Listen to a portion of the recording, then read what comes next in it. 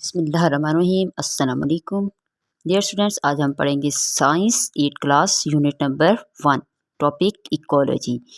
Ecology के बारे में जानने से पहले हमने इन्वायरमेंट पढ़ना है। हमारा इन्वायरमेंट मतलब माहौल, surrounding medium in which living and non living things are present.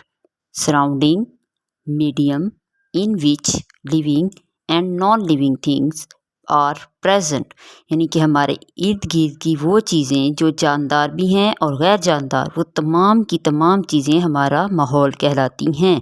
School, college, हमारे घर में रहने वाले लोग, हमारे घर से इर्द गिर्द के माहौल में रहने वाले लोग, जो भी है, दरख्त, पौधे, जानवर, तमाम के तमाम हमारा माहौल कहलाते हैं। इसमें जहाँ पे आ जाता है living and non living things. Living जिन्हें कहा जाता है बायोटिक, लिविंग थिंग्स बायोटिक, इसमें ह्यूमन, एनिमल्स, प्लांट ये आ जाते हैं, इंसान, जानवर और पौधे। एबायोटिक यानी कि नॉन लिविंग थिंग्स, इसमें आ जाता है कार्बन डाइऑक्साइड, ऑक्सीजन, अर्थ, ज़मीन, हवा, ऑक्सीजन, कार्बन डाइऑक्साइड, ये तमाम की तमाम चीज़ें हमारे लिए एबायोटिक थिंग्स हैं, जिन्हें नॉन लिविंग थिंग्स भी कहा जाता है।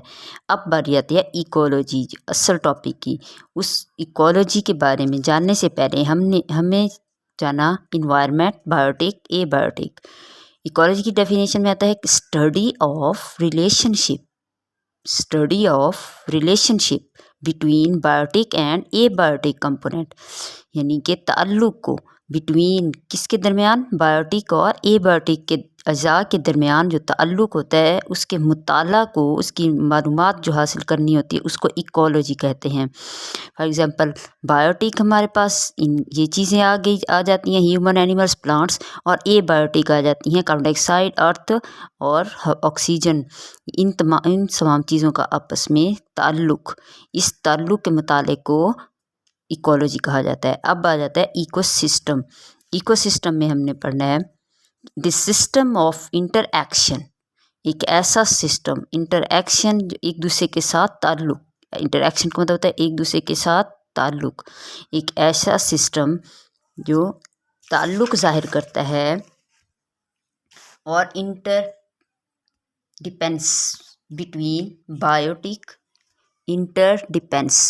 Between biotic and abiotic components, मतलब एक ऐसा सिस्टम जो बायोटिक और एबायोटिक अज्जा के दरमियान मुनहसर होने वाला या एक दूसरे इनके दरमियान ताल्लुक़ को ज़ाहिर करने वाला निज़ाम हमारा इकोसिस्टम कहलाता है। इकोसिस्टम ऑफ ऐसा है the system of interaction, the system of interdepends between biotic and abiotic components। एक बार फिर पढ़ लें, ecosystem the system of interaction and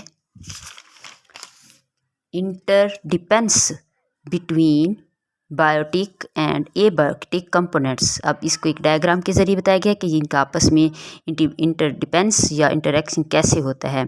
सबसे पहले हमने करना है कार्बन डाइऑक्साइड, ये हमारी फ़ज़ा में होती है, हमारी हवा में होती है, यानी कि उसके बाद पानी और सनलाइट, सूरज की रोशनी, ये तीन चीज़ें हमारे पास एबायोटिक हैं। ये तीनों एबायोटिक चीज़ें हमारे जो प्लांट्स हैं, पौधे हैं, वो बायोटिक्स हैं, यानी जानदार हैं।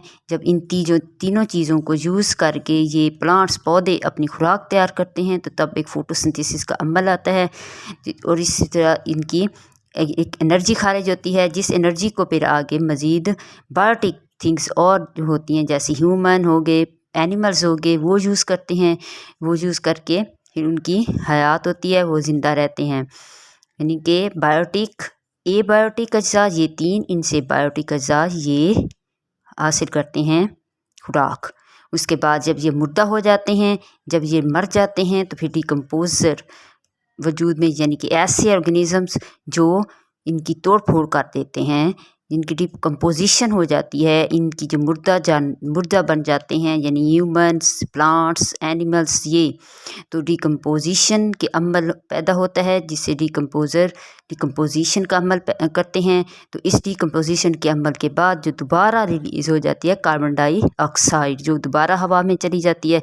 इस तरह एक साइकिल भी बन जाता है। और इसी तरह हमारा इसकी डेफिनेशन भी हो जाती है कि कैसे एबायोटिक और बायोटिक अज्जा आपस में इंटरडिपेंड्स हैं या इंटरैक्शंस हैं। नेक्स्ट हमारा टॉपिक है carbon and oxygen cycle. Carbon और ऑक्सीजन के दरमियान जो साइकिल है, इनका आपस में जो चक्कर है वो कैसे है। कार्बन डाइऑक्साइड हवा में मौजूद होती है, ऑक्सीजन भी हवा में मौजूद होती है। सूरज की रोशनी और कार्बन डाइऑक्साइड को हासिल करते हैं पौधे, और फोटोसिंथेसिस का अमल आता है, प्रोसेस फोटोसिंथेसिस का होता है।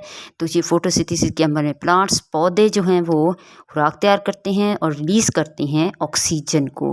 फिर इसी ऑक्सीजन, ये एक स्टेप हो गया, फिर इसी ऑक्सीजन को दूसरे स्टेप में एनिमल्स, प्लांट्स और ह्यूमन्स दोबारा इसी ऑक्सीजन को एनिमल्स और ह्यूमन दोबारा इसी ऑक्सीजन को यूज़ करते हैं, यूज़ करके रिलीज़ कर देते हैं कार्बन डाइऑक्साइड।